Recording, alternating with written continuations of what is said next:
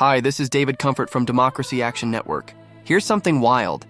Did you know that just a few days ago, federal agents turned a peaceful apartment complex in Chicago into a scene straight out of an action movie?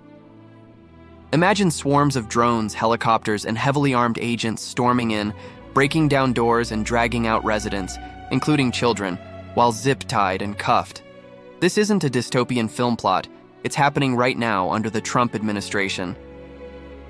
What's truly mind-blowing is that this raid was justified by the Department of Homeland Security, claiming the building was a hub for a Venezuelan drug gang. Yet, there's zero evidence to back this up. Ever notice how the narrative shifts so quickly when it comes to justifying state violence?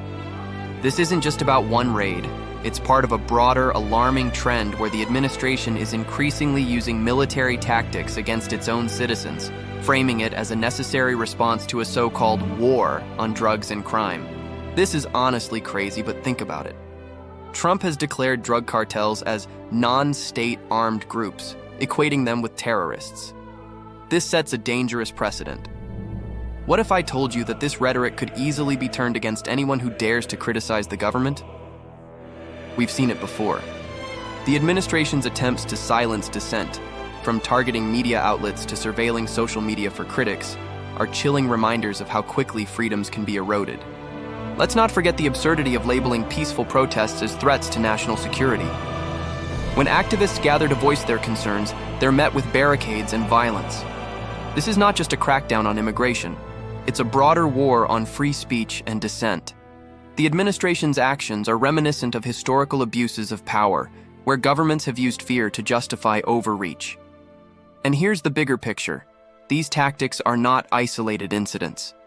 They reveal a disturbing pattern of authoritarianism that threatens us all.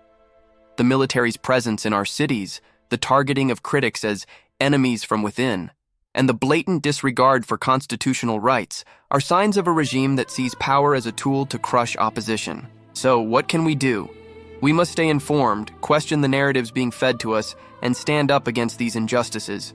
History shows us that complacency can lead to devastating consequences. Let's work together to ensure that we don't allow this war on America to redefine our freedoms and our future. Please like this video and subscribe to our channel. It would help out a lot. Peace.